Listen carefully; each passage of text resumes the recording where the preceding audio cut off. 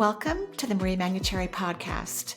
Over the last 30 years, it has been my joy to assist humanity in aligning with their magnificence so they may heal, discover their natural gifts, and communicate with loved ones living on the other side. May you also experience delight while we dance in the powerful, intuitive world of energy. Let's get going. Hello, and welcome to Where Energy Meets the Divine. Welcome back if you're a returning person to this podcast. And if you're brand new here, welcome. I hope you enjoy the podcast.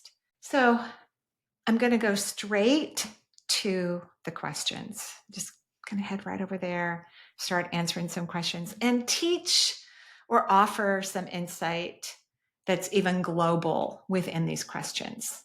Okay. All right, here we go. We're just going to go ahead and get started. Hi, Marie. It's Casey in Redmond, Washington. And I am definitely feeling this new energy of the universe right now. I feel like I'm finding myself for the first time, and I'm 46 years old. And when I say finding myself, I mean finding my true love for myself, and it's very uncomfortable because I'm trying to figure out, by doing that, am I hurting my partner? Because everything is changing for us now that I have this new awareness and new needs that I'm vocalizing and new requirements for relationships that I have. I am in a place where I'm trying to figure out if I need to leave my marriage. And I've been married for 17 years and I love him dearly. And I am so afraid to hurt him. And I worry that advocating for myself means hurting him. And I would love you to tell me what to do, first of all, but if you can't tell me exactly what to do, I would love just guidance. Thank you so much. Bye. Hi, Casey. I know who you are. Should have cornered me at the gym. I think that was like early in the year I saw you. I hadn't seen you in years, and then I saw you at the gym. I'm sorry you're going through this. You're at the perfect age for this to be happening. It's around the time that women start to move into, perimenopause, when they begin to go, well, wait a minute. What about me? Wait a minute. So this is very common. I'm sorry you're in this place. I'm so happy you love him so much. But when women have over-nurtured and over-given to their family, and let's say in this case their spouses, which unfortunately is, I think it's a common problem that we have. It's something that's kind of beaten down into young women. Hopefully we're not doing that in the new generations today, that we have to overgive, we have to nurture, we have to be the peacemakers, we got to emotionally support men. They don't have to emotionally support themselves, which is not healthy. Women are good at emotionally supporting other people. But when a woman gets into her mid-40s or anywhere in the 40s, she starts to have this awareness, probably because her estrogen starting to slow down, can probably feel more of your testosterone, which goes all of a sudden, wait a minute. What about me? And what are you doing for me? And how come I have to take care of this for you? And how come I have to take care of that for you? Why can't you do these things yourself? And of course, someone like your husband's probably going, well, yeah, you're right, but I don't know how to do it and I don't want to. Where maybe some other husbands like, what are you talking about? You never complained about this before. Where did this come from? And maybe he's doing a little bit of that too. So you're right. It's a confusing time for everyone, but it has a lot to do with evolution. So women are having a jump in evolution in consciousness and the awareness about their own self-care and their own needs right around perimenopausal time. Some women have it sooner, but most women don't have it until their kids are gone or in college, if they have children, or they reach this really interesting, biochemical state in their body where they don't really have to take care of their spouse in the way they have been before. And so that's what's happening. So what's going to happen is either he's going to go, babe, I'm going to do everything in my power, which means he's going to need therapy, because in order to emotionally take care of himself and provide emotional support for you, he's going to need to have therapy. And as you know, because I'm sure you've had therapy, Casey, it doesn't happen overnight. Maybe what you guys could do, if this is what you want to do, if you reach a point where you don't want to go home anymore and you don't want to be with him, even though you love him and you wish him the best, maybe consider a sabbatical. I personally feel, and this was not my original idea, one of my clients had this idea when she was laying on my massage table, recovering from a scary disease, and her partner was not supportive. And she said she wishes marriage licenses were renewable. And like every 5 years, you had to sit down with your partner, talk about what you liked or didn't like what was going on.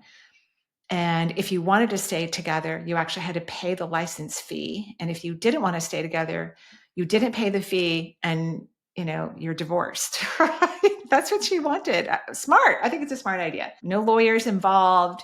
Maybe there's rules about what percentage of property you get based on how long you've been married, or I don't know, something like that. But something pretty simple. But you don't have to go that far. Although, again, people would start checking in on their marriages much earlier. And let's say marriage licenses were like $500. So it wasn't like $20. And it was kind of like paying for the tabs of your car. Like it was a decent sum. You had to think about it. Like, do we really want to do this? Do we really want to keep on going?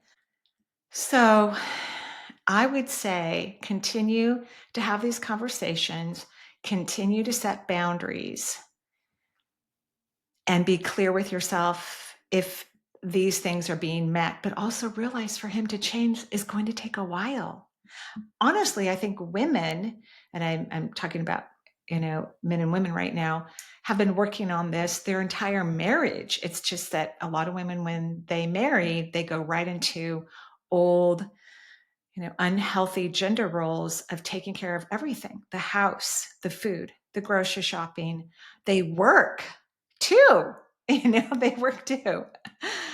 And then the husbands may not be as available to do caretaking or to emotionally support other people, but yet they expect to be emotionally supported. And that's the part that really rocks the boat and it gets women very annoyed, because if they didn't have a spouse that they had to emotionally take care of, they could prosper better. They could put more energy into their personal relationships other than romantic. They could put more energy in their careers. They would recognize how more successful they could be. I know when I was getting a divorce, which I'm not recommending, you have a lovely husband, you will make your own wonderful decision. You really will. You guys just might need a sabbatical, and he will need to get some therapy and actually take action. He's got to figure this out on his own. You can't fix this for him. He's got to want to change and take action to change. The problem becomes significant when the person doesn't want to change. They don't want to. But my kid's dad, he just thought, well, I'm not going to do very well once we get divorced. I'm going to lose everything. I'm not going to make enough money. He thought all these things because he had this really weird idea that I needed him to be successful. And actually, it was the complete opposite. To be successful, I needed him not in my life, because his requirements and my ability to overgive and over nurture drained me and exhausted me. So I had no energy for my own individualization. So I think that's the hardest part for men when husbands and wives do separate. Many women excel. They're happier, they smile more, they're healthier, and men actually feel worse. Like they aren't as happy, they typically aren't as healthy, and that's probably what you're worried about, because they don't have that emotional stability. Women are really good at creating other dynamics in their relationships, other people to hang out with. We're really good at that. We know how to create loving, supporting bonds with our friends. And we usually have layers of them, so we can go hang out with different people and have different experiences with individuals. So I think, I think the sabbatical would be a great idea. I'm not sure how you would work it out. Like, do you need to go live in Italy for 3 months? I don't know. That would be really fun. But I think getting a break from this so that he has time to reorganize his thoughts and reevaluate maybe what he needs to potentially learn to evolve. So what we're noticing on Earth is that, and this is not all men, probably not any man who listens to spirituality or reads books on spirituality, but we're noticing that women are evolving a little bit quicker, we could say, than men are evolving. And I think the problem is because women have been upholding men and taking care of them and nurturing them, that they didn't feel the need that they had to do this inner work. They were loved and adored and cherished and pampered and over nurtured, and they didn't have to do anything different at all. So now that's changing, which is going to force men to actually ask the harder questions like, what would make me, how do I make myself happy? How do I make myself happy? How do I make myself fulfilled? How do I have deeper relationships, not only with my spouse or significant other, but with my friends? Yeah, how do they do that?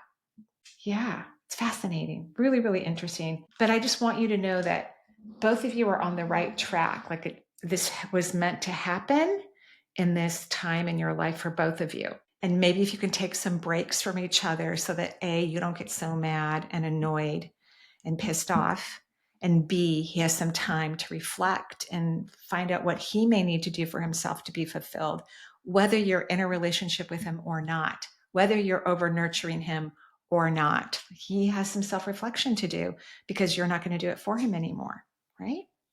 Okay. Fascinating. Thank you. Hi, Marie. This is Kristin. I am so happy that I discovered you. I'm enjoying your podcast. Thank you. And I have, if I only have 2 questions for you, because you know I have a million, but if I only have 2 questions, one, yeah, they're both related to a cough I've had for about 16 years. Mm-hmm. I have been to doctors and they say I have some acid reflux, but it's not so much that it should be causing this much. It seems like it's related to my nervous system. And so I can take medication for it, and I was, but if I stop taking the medication, the cough comes right back, and the medication makes me really tired. I don't like anything makes me tired, so I don't need a medication that's going to make me tired. I hope it's not Neurontin. It's my Can least you favorite medication. See what's happening? Can you give me a feel for what you think I could do? And I know that coffee exacerbates it a lot. And not just coffee, but caffeine in general, but especially coffee. And I really, really like coffee, even if it makes me sick. So I literally just had a cup of coffee, even though I knew I shouldn't have had a cup of coffee, and I don't feel very good. And I tried to do some yoga because I am a yoga teacher who hasn't been teaching in a long time, and I'm going to be teaching again soon. And I can't breathe when I'm trying to do yoga or anything really. So breathing and teaching are pretty much hand in hand. They are. I have to be able to breathe to teach. So if coffee is so important, how can I stop drinking it? I've tried so many times. It doesn't work. The longest I made it was 3 weeks. My cough does get significantly better. I feel better. And then all I can think about is caffeine. Like I am an addict, except it's coffee, even though I only have 1 cup a day. It doesn't matter. It's just 1 cup, but I have to have it. And then I suffer consequences. So can you help me with this? Thank you so much in advance. I appreciate you so much. You're welcome, Kristin. I wrote down when I listened to your recording, allergy. This is an allergy. So we know coffee's off the shelf, like you can't drink coffee anymore. And when you go back to drinking coffee, it's a lack of self-love. This is anything that we choose to do that's not good for us, that we're trying to resolve and heal, is because we're not loving ourselves. We're not having that emotional experience of delicious self-love. I also don't think you can do dairy. I think it irritates the mucosal lining of your sinuses. I think it leads to a little bit of postnasal drip. I think it irritates your esophagus, part of your upper GI system. I don't think it's good for you, dairy. And I mean all dairy. And you should not drink coffee because your body is telling you it doesn't like it. A lot of people, and I'm not just saying this to you directly, a lot of people have health issues that could be easily resolved by simply not eating certain types of food.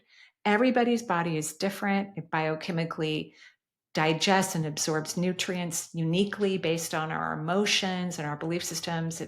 That's what really makes cellular chemistry, cellular absorption, and the ability to detox.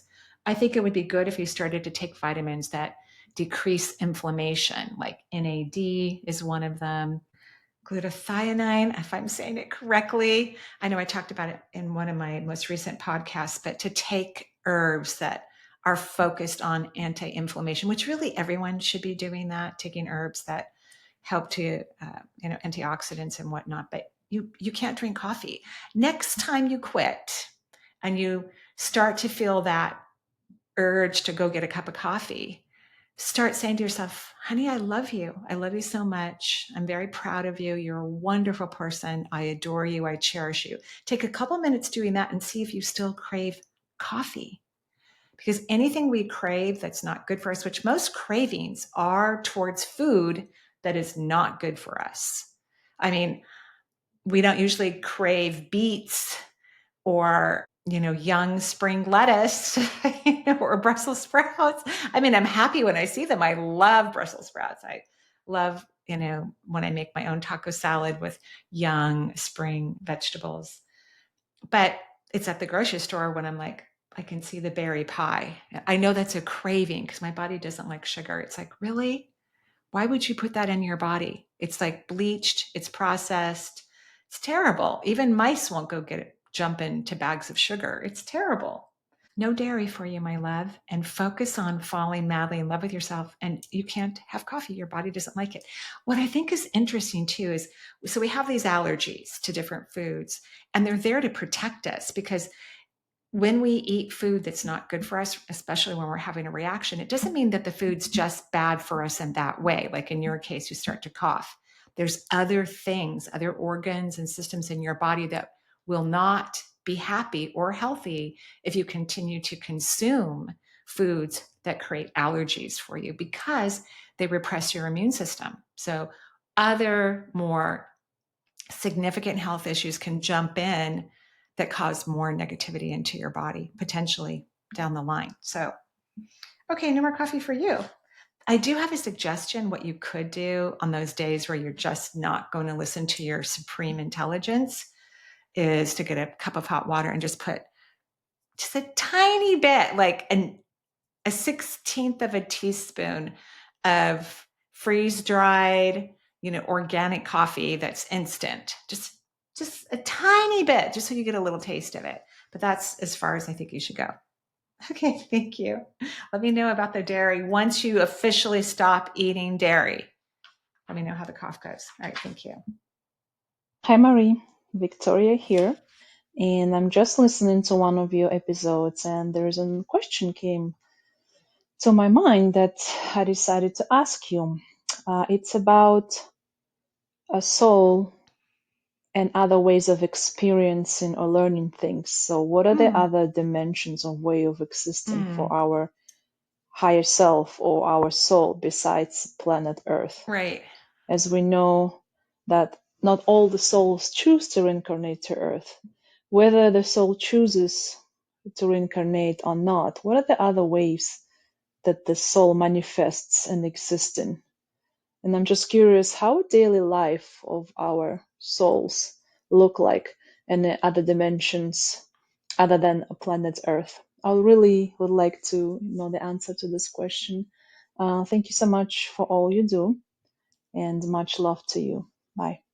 Thank you, Victoria. Great question. Really interesting. There are hundreds of thousands of different realities that exist. Not all of them are physical. In fact, the least amount of realities or dimensions where a soul could go in and have an experience. So we call it reincarnation, but souls call it an experience where we could learn something. We could laugh our heads off. We could have a lot of fun. We could have incredible experiences. We could heal something within ourselves. So Earth and other physical realities like Earth, which again are a small percentage of existences, they're considered like PhD programs. Like it's kind of like if someone wants to go on a hike and maybe they're going to go to a beach in California and go hiking versus, some Tibetan monastery where they're going to stay and climb mountains. So Earth is considered the mountain, and it's complicated. It's layered with complications. And most people who reincarnate to the physical Earth area do it because they've already tried in other dimensions to heal something or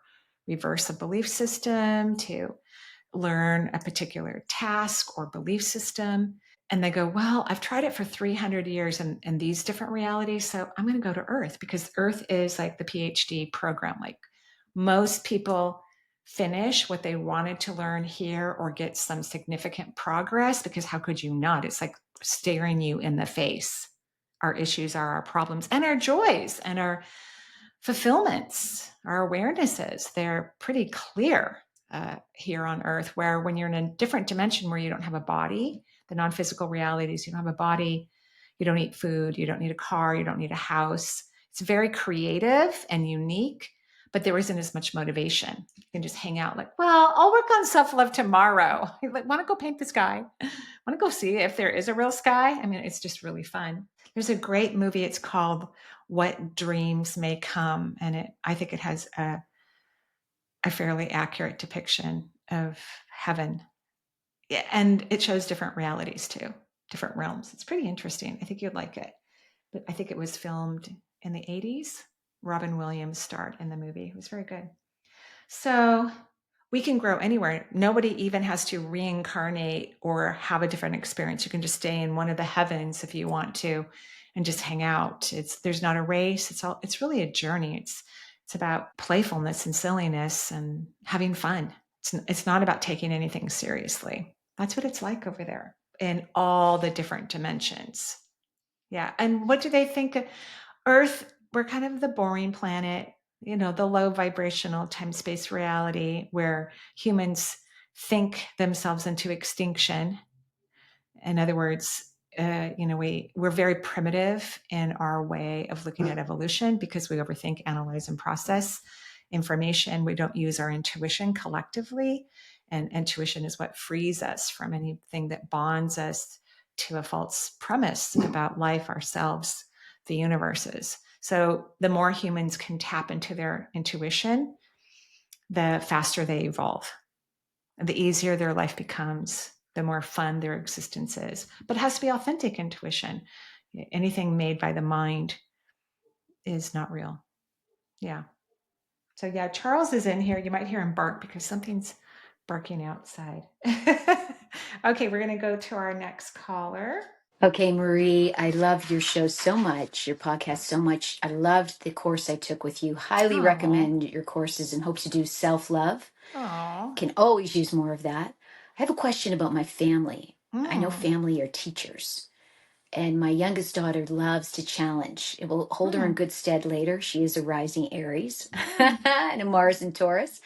So, and my husband's very traditional. And sometimes they can challenge me. And I would love to know the learning in this. I think it is using my voice calmly and quietly, but I'd love to hear your perspective because I know it's always wise. Thanks, Marie. Keep up the great work.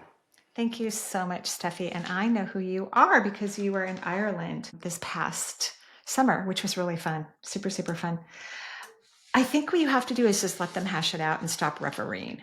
That's what I think, because it drains you. It's exhausting. You feel like you're befriending one of them and making an enemy of the other on these interesting and bashing of their heads together. I don't know how old your daughter is, so that may play a role in it, but I think you should step away. I think you should look at your husband and say, I'm interested and excited to see you figure out how to treat our daughter with enormous respect while you both negotiate your belief systems and allow each other to have your unique perspectives on life. And then walk away. Go get a cup of tea, go for a walk, go take a nap, read a book, let them figure it out. Refereeing doesn't really help families. And families aren't just about learning from each other. They're about having fun and play. And they're supposed to be beautiful systems of delight. And of course, yours mostly is. When they're not, then it's not our family, right? They're not our real family. But yeah, stop refereeing. Like, you're fired. You have to sit on the bench. No more trying to figure it out. Give some instructions to your spouse. Whether he listens to them or not is not your responsibility. Your daughter is strong. I'm sure she'll put him in his place to the best of her ability. But they kind of need to figure this out on their own. Other than that, if they don't, they're not going to be very close as she ages. They're not going to be very close as they both age. So let them figure it out, and let them figure out their own way to love each other despite their disagreements. That'll be fun. That'll be fun. Hi, Marie. This is Sandra from British Columbia, Canada, your neighbor from the north. Hello. I've been learning to find my way since my husband's tragic and unexpected passing 3 years ago. He was in his early 50s, and we'd been together since high school. He was an amazing man in so many ways, a wonderful father. I'm so proud to have called him my husband. We had a beautiful relationship, had built a beautiful life together, and loved each other deeply. Although I've been blessed with signs and synchronicities since his passing, I'm wanting to connect with him on a deeper level. I've immersed myself in spiritual teachings, and I'm grateful to have found your YouTube channel. I try to incorporate these learnings into my daily life. I attempt to meditate regularly, but still struggle to quiet my mind. I want more than just a knowing that he must be there with me. I yearn to see him, to hear his voice, to feel his touch. I want him to come to me in my dreams. I have so much love in my heart for him, and I'm eager to find a deeper communication. I'm wondering, firstly, if he has any messages for me, and secondly, if you have any suggestions to help me connect. Do you see any blockages in me that are preventing this connection? Thank you so much for your guidance, and I look forward to your response. Thank you so much for sharing that with us, Sandra. I really, really appreciate that. And I'm so sorry about your husband passing, in particular because you were so close and you loved each other for so long. I'm very sorry. I truly am. So, kind of a lot to unpack here in terms of communicating with the multisensory world. Remember, where your husband is and all the other beings who've crossed over, they live in a very high frequency reality. Like, it's really like nobody on earth has felt that energy. There may be some spiritual teachers who've had moments of that type of energy, but it's extremely high. So those who have crossed need to lower their energy, and then us in human form, we have to raise our vibration so that we can talk. It's like we meet in the middle. I think that's why we call mediums, because they're really meeting in the middle. Really, that's what I think. So you're sad still, of course. Grief is subjective, which lowers your vibration. So you can't get up to a place where you can connect with him long enough to get more confirmation that it's him. One of the things you're going to need to do, and you never have to do anything I say, is to let go of this, to stop wanting it. Wanting something so desperately is a low vibrational frequency. So that means whenever you have a sign or any signs that you've had about him thus far, just only appreciating and valuing those and feeling fulfilled by those as if those are enough, and not needing to have more of the experience that you want. I'm not saying you won't have it. I'm saying you have to let go of the longing for these experiences, because longing doesn't allow us to manifest. It's a low frequency energy, and it's just going to be extremely frustrating and irritating, which are also low vibrational frequencies. You're going to have to learn how to find joy independent of this desire that you have authentically, because that's what raises frequency, is happiness. Like in my cute little office back here, I have certain pieces of art on the wall to help me keep my energy elevated, because I can look at it and it will raise my frequency. Colors, light, just little knickknacks that are all around this office, color of the carpet below me. They are all here set intentionally to help me raise my vibration. So as you take note or stock of what brings you happy, or notice in the moment when your energy rises because you're feeling happy, really stretch out the moment. Like, I'm happy. Like, stretch it out as much as you can so that your subatomic particles will calibrate to that frequency more often so that you can raise your energy as your husband lowers his, so that you can meet in the middle and have a more fulfilling connection. That's what's going to have to happen. You cannot think of him and have this connection if it makes you sad. You're going to have to think of something completely unrelated. So these tweaks, these nuances are critical in terms of having multisensory experiences, whether it's with one's body or with a loved one or spirit guides. All of these maneuvers matter. Some people are just naturally happier than others. And so if they have developed multisensory abilities, it's easier for them to connect. But anyone can develop multisensory abilities and connect, but they have to be in a vibrational pattern that allows for the relationship to occur multidimensional. So that's happening in multi-dimensions at the same time. Your husband says that he's a little worried about you because he feels like you're kind of obsessed with this whole thing. And there's nothing more than he can do. Like he's done everything he can, like an engineer. I see him like with a catalog, trying to do everything he can on his part to make it easier for you to feel him. But you're the interesting, beautiful common denominator that needs to shift her own energy so that you can be a part of this mass production of interconnectedness. That's what he wants for you. He would love that for you, but he doesn't know what else to do because he can't affect your energy that way. In fact, he feels like he affects your energy in a way that has you lower your frequency. So you're going to have to get happy about things that are unrelated to him, that help you to calibrate your subatomic particles, which means the energy inside of your body, to maintain a frequency that's higher than what you normally do. So you need to be happy. When was the last time you were happy? What made you happy? How long were you happy? That's where I want you to start looking. Not only will it help you in this multi-dimensional connection, but it's going to make your life here on Earth more enjoyable overall. And that's really the goal. No matter what we do, no matter what we want to experience, we all want to feel happy and fulfilled. Okay, so I hope that's helpful. I'm going to take one more. Okay, one more. Hello, Marie. I am so glad I recently found you. Oh. I have a 26-year-old son. He's the middle of 3 boys. He's always been our child that has needed extra support and care. Mm-hmm. My son feels he has childhood wounds, especially with his dad, and I agree. I was a buffer, for better or worse, growing up. I've been very concerned about him over the years, as he has exhibited deep, deep bouts of depression and anxiety, and he was one of those college kids that got sent home during COVID, and he was an absolute mess, and I did not realize how bad he was until he was home. There were a few times I was so worried about him that I was going to walk into his room and find him dead via suicide. But you didn't. Finally convinced him to try antidepressants, which have helped. He also felt like he had ADD issues, severe anxiety, and difficulty with focusing, perhaps since middle school, but we never really saw the signs, or they were not evident to us. But after doing some struggling back and forth to find the right doctor, he did start an Adderall a few months ago, and he does say it makes a very positive difference. Good. I also believe he struggles with what I would call conditional happiness. If this happens, then I'll be happy. If that just happens, then I'll finally be happy. He recently had deep disappointments and 2 separate issues back to back that devastated him again, and he feels like he's back to ground zero. He says he has no friends, but he makes no effort to make new friends. A lot of his friends are out of state. He's extremely bored with his job, but makes no effort to do any changes with that.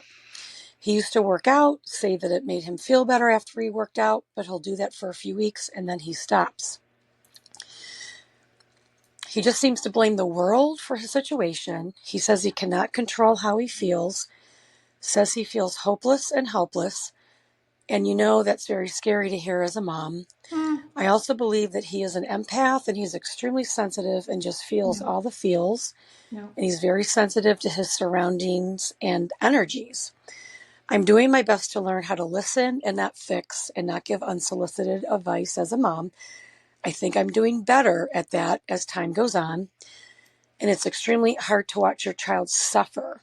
And I know that somehow this is his life path, but I just want to make sure I'm doing things I should do, stop doing things I shouldn't do, and wondering what insight you might have for him and me. I just want him to be a happy person and a happy soul.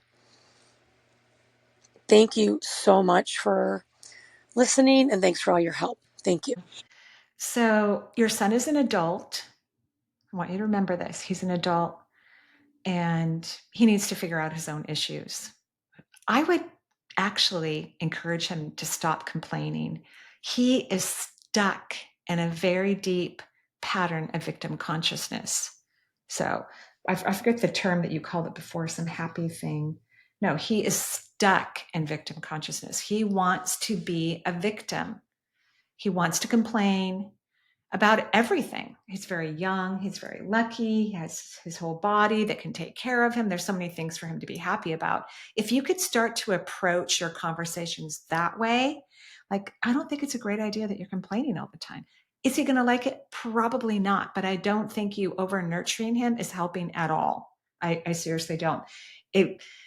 When people have a propensity to go into victim consciousness, they have over nurturing friends, partners, parents, it kind of pushes them in that direction. It's not intentional, obviously, but sometimes over nurturing people makes them feel like when the outside world doesn't nurture them like their parents do, or didn't over give to them like their parents did, then they feel like, the sky is falling or the floor is falling out from underneath of them.